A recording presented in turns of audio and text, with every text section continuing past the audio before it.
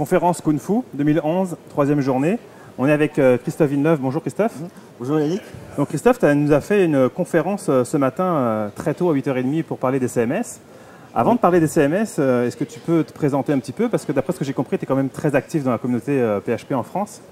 Je m'appelle Christophe Villeneuve, je suis consultant pour le groupe Alterway. On est intégrateur d'open source, de tout ce qui est logiciel open source. Je suis surtout orienté beaucoup CMS, mais l'ensemble des outils PHP me conviennent aussi. Concernant la partie communautaire, implication envers le langage PHP, donc oui, je suis assez impliqué dans toute l'association de l'AFUP, l'association de PHP, MySQL, PHP TV et d'autres associations communautaires.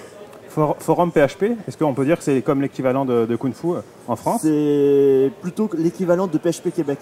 Parce que Kung Fu est plus orienté tout langage que le forum PHP, c'est vraiment principalement pour le PHP. L'an passé, on a fait les 10 ans de l'association et les 15 ans du langage. C'est quoi ton application dans le forum PHP?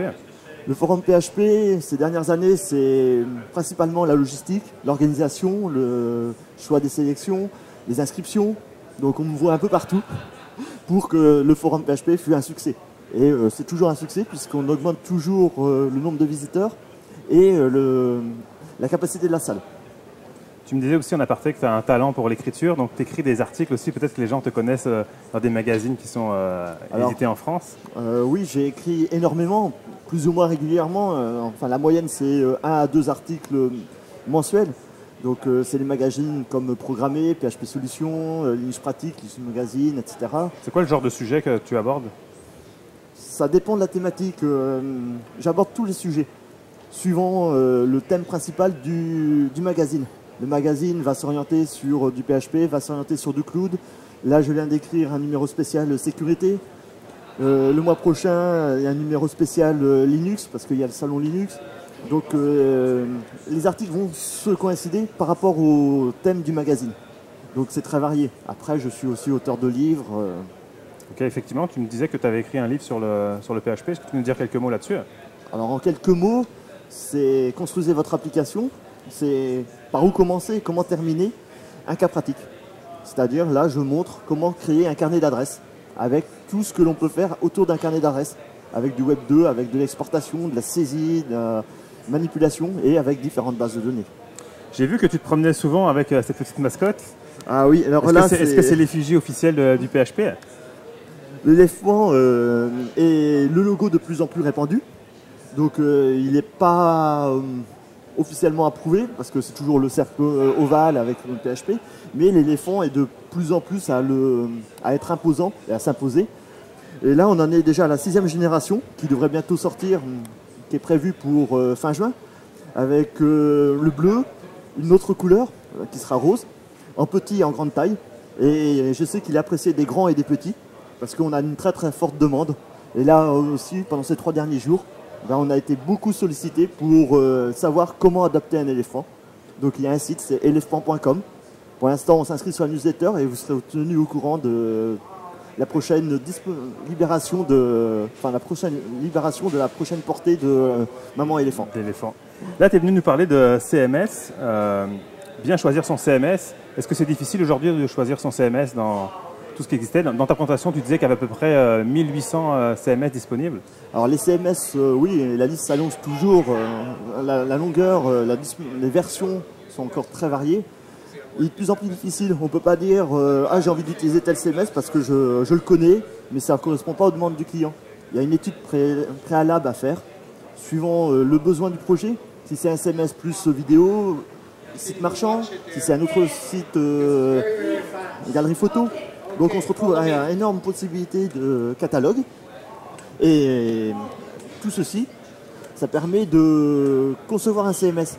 Mais dire que tel CMS c'est plus adapté pour un produit plus qu'un autre, on dira toujours oui. Après, il faut installer des modules, il faut installer des plugins, il faut installer beaucoup d'extensions.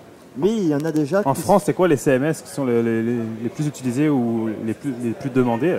Est-ce qu'on a toujours le même couple Drupal, Joomla, WordPress? Alors on se retrouve dans ce trio de tête, puisque ce sont ces 3-là qui sont le plus populaires, le plus récompensés. Donc il est vrai que la tendance va sur ces CMS-là.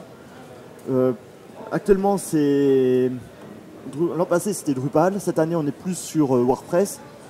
Mais Drupal est toujours présent.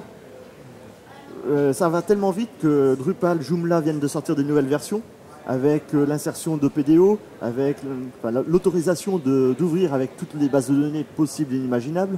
Il est possible de faire maintenant du web sémantique. On peut tout faire avec un CMS. Donc c'est vrai qu'il y a une concurrence très minime. Enfin, on se retrouve à... Avec des fonctionnalités finalement qui sont à peu près identiques pour les CMS. Les fonctionnalités sont quasiment identiques. Il y a très peu de choses qui va les varier. Mais bon, l'avenir peut changer complètement l'horizon. Là, il y a les CMF qui est complètement différent, que je n'ai pas parlé sur ma conférence, mais c'est un framework avec une couche CMS. Le framework peut être utilisé pour autre chose. Là, c'est un CMS avec son framework, donc c'est un kit complet. Ce qui est utile pour l'utilisateur, mais un choix difficile pour dire au client, ça sera celui-là par rapport à un autre. Si tu avais un dernier conseil à donner justement à des gens qui voudraient sélectionner un CMS, ce serait quoi vraiment le critère le plus important pour eux? Bien écouter la demande du client. Parce que le client, c'est lui qui va remplir son contenu. Et il faut éviter qu'il change d'avis pendant le cours du développement. Parce que quand il va choisir son CMS, il va le garder pendant 2-3 ans. Et il ne va pas s'amuser dans 6 mois à dire « Ah, c'est bien, j'avais un super CMS, mais entre-temps, il y a eu un nouveau CMS qui a été médiatisé. Et j'ai envie de prendre celui-là. » Donc c'est quelque chose sur le moyen et long terme à prendre en compte. Donc c'est surtout définir les besoins du client pour ensuite définir quel CMS choisir. De ce que j'ai compris dans ta présentation, aussi pas prendre des CMS qui viennent juste de sortir l'attrait de la nouveauté ou des CMS qui sont plus rares que d'autres, c'est pas la bonne solution. Le nouveau CMS, oui, c'est toujours intéressant pour un développeur de s'y pencher, de voir les possibilités, qu'est-ce qui sont proposés. Mais dire de suite que le nouveau CMS, il va être disponible encore dans 6 mois ou 1 an, parce qu'on ne sait pas le nombre de personnes qui participent dessus. S'il y a 1 ou 2 personnes, ben peut-être que ça va être bon pendant 1 an, mais après le développeur, il sera parti sur autre chose. C'est déjà le cas, et on le voit souvent. C'est pour ça qu'on se retrouve avec plus de 1500 CMS disponibles. Merci Sébastien. Donne-nous les dernières informations pour aller récupérer ou au moins voir où est-ce qu'on pourrait avoir des informations sur votre mascotte, PHP. Donc pour adopter un éléphant, c'est elephant.com, donc mais pas éléphant classique. C'est PHP, il y a un P à rajouter en plus. Donc après vous avez toutes les vidéos disponibles, l'actualité de l'éléphant et tous les renseignements disponibles par la newsletter. Merci Christophe Villeneuve, Alterway. Merci à toi.